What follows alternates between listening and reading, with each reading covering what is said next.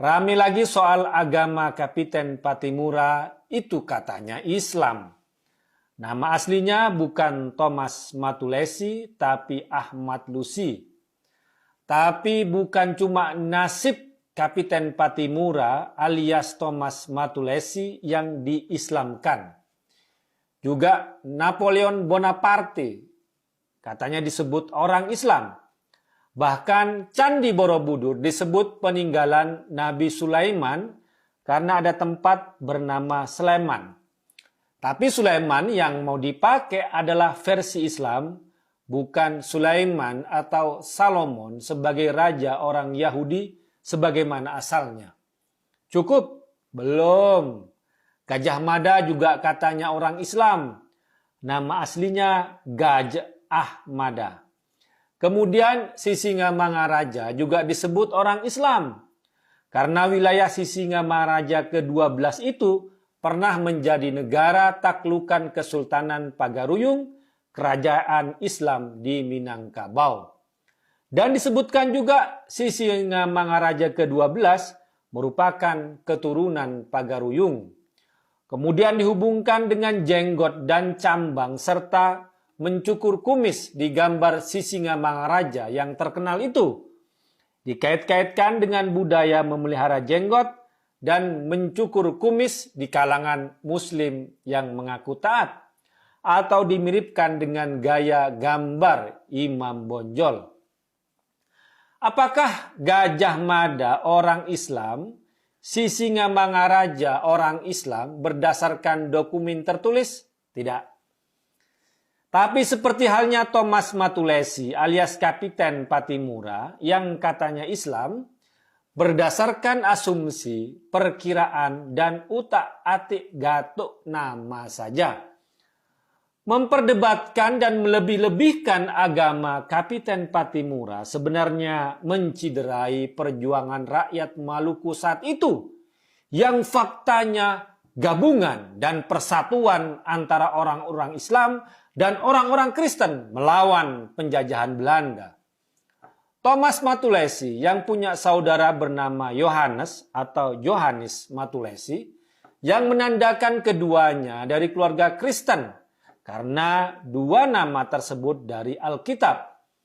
Kemudian Thomas Matulesi diangkat menjadi pimpinan perjuangan oleh para pemimpin lokal di situ karena pengalamannya yang pernah bekerja sebagai tentara di angkatan bersenjata Inggris dan kemahirannya menggunakan pelbagai senjata dan strategi perang, bukan berdasarkan agamanya, tapi berdasarkan keahlian, pengalaman, dan jaringannya.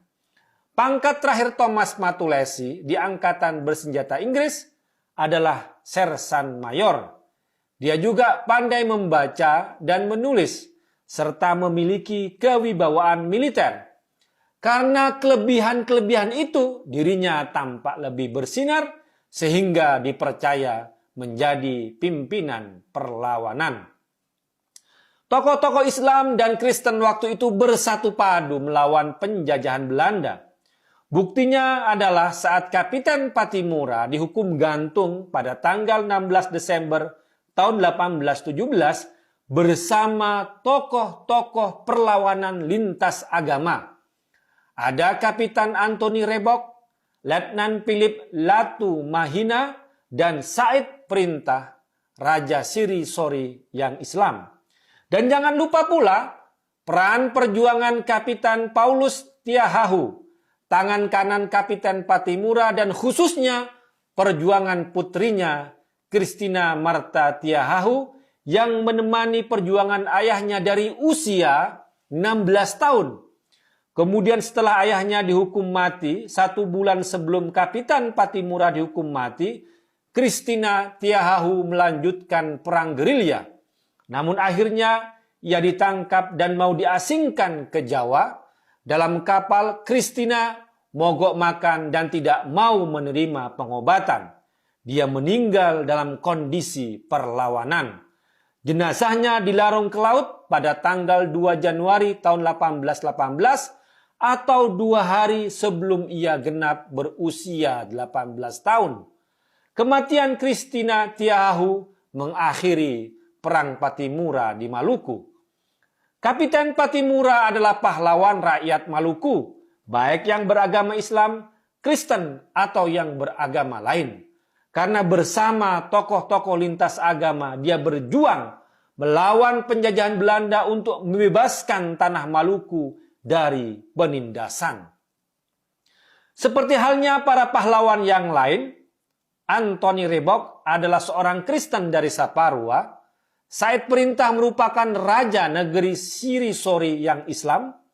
Philip Latumahina adalah seorang Kristen yang berasal dari Paperu. Sedangkan Paulus Tiahahu dan putrinya Marta Christina adalah penganut Kristen dari Abubu. Bahkan nama Ulupaha dari negeri Islam Hitu juga sering disebut dalam Perang Patimura. Semua itu membuktikan bahwa persatuan telah terjalin di antara mereka tanpa memandang suku, agama, ras, dan antar golongan. Patimura adalah simbol persatuan rakyat Maluku, baik yang Kristen dan Islam. Tidak masalah dari keluarga Kristen pun, karena kita Indonesia memiliki pahlawan nasional yang berasal dari semua tokoh lintas agama, etnis, dan budaya. Patimura adalah pahlawan Indonesia. Perjuangannya simbol persatuan, perlawanannya adalah perwujudan kebinekaan yang nantinya melahirkan kemerdekaan. Perbedaan agama dan etnis adalah fakta, dan faktanya pula mereka bersatu melawan penjajah. Sejarah yang bersatu jangan sampai dicerai-berai dan ditafsirkan dengan pendekatan suatu ideologi agama, sehingga membeda-bedakan agama para pejuang. Ini berbahaya bagi persatuan Indonesia. Saya teringat ucapan Gus Dur yang sangat terkenal, tidak penting apapun agama atau sukumu, kalau kamu bisa melakukan sesuatu yang baik untuk semua orang, orang tidak akan pernah tanya apa agamamu. Perjuangan Kapiten Patimura bersama tokoh-tokoh lintas agama masa itu jangan hanya dikerdilkan dengan pembacaan ideologis suatu agama saja. Mereka adalah pahlawan bangsa, pahlawan kemanusiaan.